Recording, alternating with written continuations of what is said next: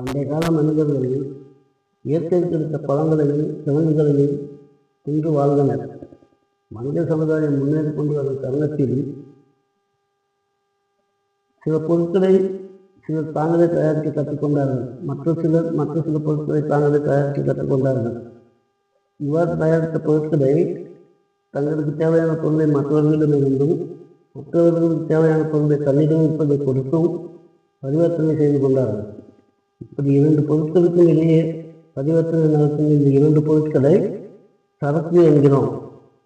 இதைதான் barter system என்றும் அண்டமாற்று முறை என்றும் அழைக்கிறார்கள்.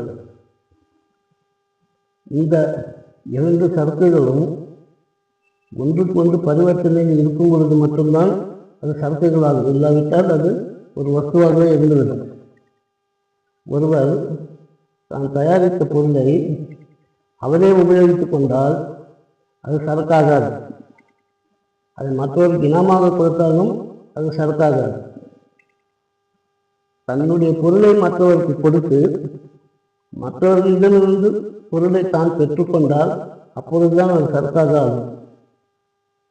அந்த மாதிரி பொருளை கொடுத்து பொருளை பெற்றுக்கொள்ளும் முறை பலவித பரிணாமங்களை கடந்து இன்றைக்கு இருக்கும் எக்ஸ்சேஞ்ச் சிஸ்டம், பணம் கொடுத்தால் எதையும் வாங்கப்படுகிறது, இந்த நிலை வந்திருக்கிறது.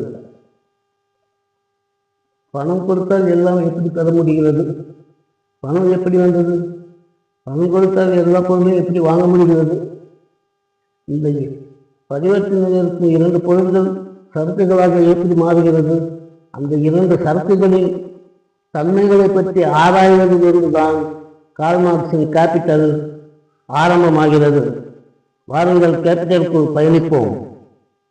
நன்றி.